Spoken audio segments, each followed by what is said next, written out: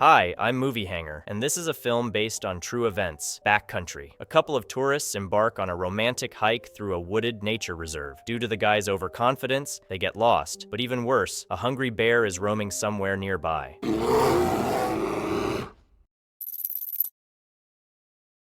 The film begins with Alex and Jen preparing for their hike. After loading their backpacks into the car, the couple leaves the city early in the morning. Despite the early hour, the highways are already filled with traffic. Along the way, they entertain themselves by reading silly quizzes from women's magazines and listening to Alex's favorite song.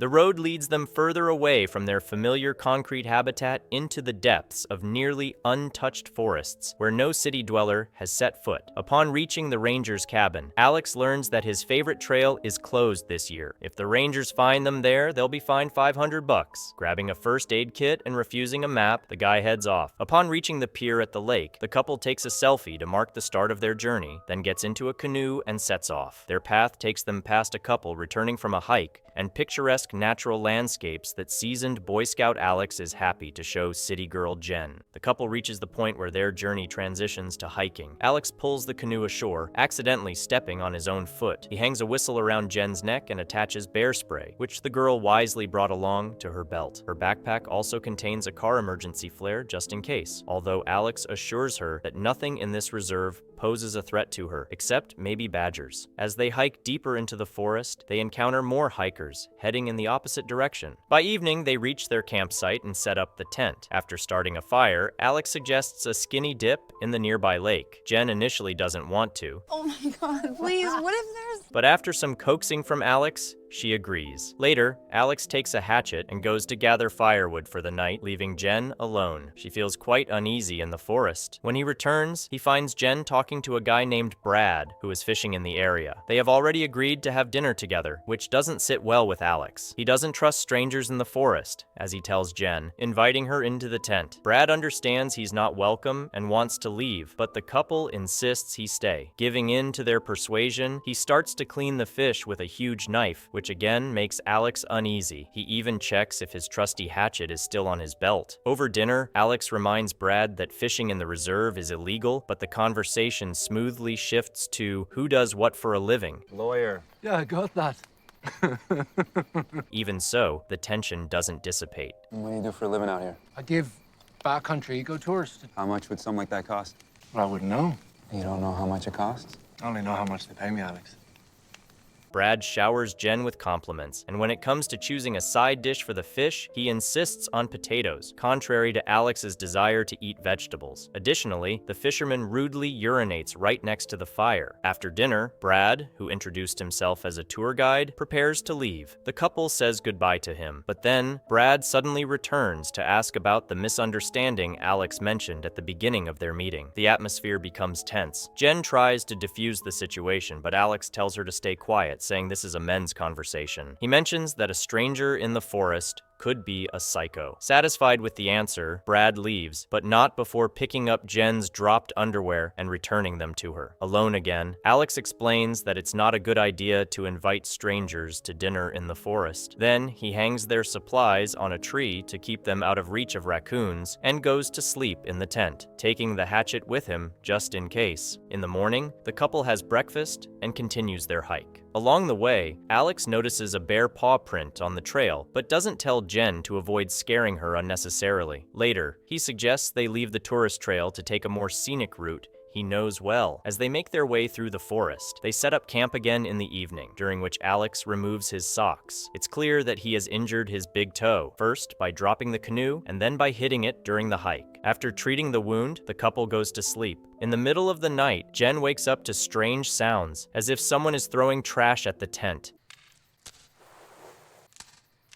She wakes Alex, but he says it's just acorns falling from the branches. However, when another sound is heard in the night, he realizes it's something else. The couple listens intently to the silence outside the tent, wondering if Brad is stalking them, but the sounds don't repeat, and they fall asleep peacefully. In the morning, Alex finds a freshly broken tree near the tent. Jen says she wants to go back home, but Alex convinces her that nothing serious has happened. Besides, he has been waiting for this hike for too long to turn back now. So, the tourists continue their journey. Alex finds edible berries and eats them while Jen follows a strange smell to its source. Nearby, she finds a deer carcass, torn apart and gnawed by some large predator, but she doesn't realize this. Unlike Alex, resuming their path, Jen falls and dirties her face, causing Alex to laugh. Despite this, he's pleased that they are almost at their final destination. They just need to climb to the top for a beautiful view. The tired hikers reach a rocky outcrop from where they see an endless forest under a cloudy sky instead of the promised lake. Alex realizes they are lost, and he has no map. Jen reaches for her phone in her backpack, but Alex left the mobile in the car so she wouldn't be glued to it during the hike, although there's no signal in this remote area anyway. Jen has a nervous breakdown and snaps at him, calling him a loser and asking why they even came to this lake. Alex confesses that he planned to propose there. Calming down and making up, the couple sets up the tent right on the mountain peak. In the morning, after a night storm, a bear roams around the tent, breathing heavily, but the sleeping tourists miss this amusing fact. Instead, they discover that their supply bag has been torn open and all the food is gone. Alex says it was a raccoon to avoid scaring Jen.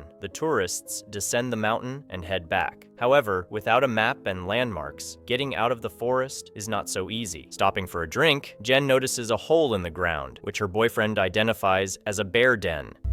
Bear bed. Okay.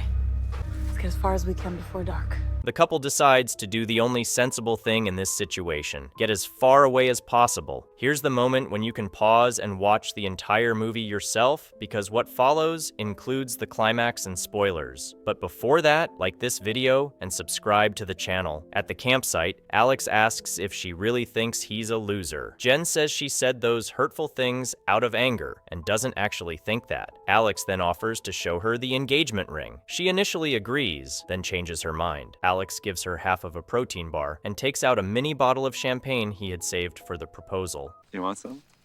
Yeah. After drinking, the couple is almost ready to make love, but they are interrupted by a noise in the night, presumably made by the bear. The tourists retreat to the tent to avoid seeing the surrounding horrors, where they fall into a nervous, restless sleep. Waking up in the morning, Alex sees a black bear nearby. Seeing that the guests have woken up, the forest's master lazily walks towards the tent. Alex frantically searches for the hatchet, but it's in the backpack by the fire. Jen then unholsters the bear spray tied to her belt. However, when the bear's huge head appears in the tent, she panics and drops the canister. The bear greets them by injuring Jen's arm and Alex's leg. Jen manages to collect her thoughts and sprays the bear in the face. As the bear leaves, she bandages Alex's torn leg, but it's already too late. I'm gonna die out here. Not! Having tasted human blood, the bear returns for more. He drags Alex outside and mauls him. Before dying, Alex shouts for Jen to run, but she can only watch in shock from the tent. While the bear feasts on Alex, Jen escapes outside. She freezes in horror at the gruesome scene, but manages to grab the box with the engagement ring before fleeing across the rough terrain. Unaccustomed to such exertion, she falls on a slope, rolls down, and hits her head on a rock, losing consciousness. Upon waking, Jen calls for help, but to no avail. Trying on the ring from her now deceased fiancé, Jen cries but quickly pulls herself together. Suddenly, the snap of a broken branch forces her to continue fleeing in an unknown direction. She runs until nightfall, then climbs a tree to set up a makeshift camp. In the morning, Jen is awakened by the sound of a helicopter, but it flies away before she can signal it. Continuing on, she hears the murmur of a nearby stream from which she drinks and washes, also cleaning the torn wounds from the bear's claws. Her respite is interrupted by a predatory growl. The bear has tracked her. Jen decides she'd rather die exhausted than be eaten and takes off running. Reaching the edge of a waterfall, she tries to scare the bear with her whistle, but it doesn't work. She then descends the nearly vertical cliff. In the process, she falls, breaks her ankle, but doesn't panic. She sets the bone, screams in pain, and makes a splint. Using a stick as a crutch, she resumes her journey. Even at night, night, she doesn't stop, using her emergency flare for light. Only at dawn does she allow herself to rest. Waking up, Jen sees a deer, not unlike the one now deceased, but real. She follows the fleeing animal, and at sunset sees a miracle, the canoe they left behind a few days ago. Not believing her luck, she limps to the boat and launches it onto the water. Climbing in, she paddles towards the campsite with the last of her strength, too hoarse from dehydration to call for help. Nearly losing consciousness, Jen, with her broken leg, reaches the shore and heads for the car. But her strength gives out, and she collapses, right in front of a group of tourists being led by Brad. The suspicious stranger was indeed a local tour guide. He runs to help her. Jen sees him with her fading vision, and on this optimistic note, the film ends. Thank you all for watching, and for 600 subs, don't forget to like, subscribe, and have a great day.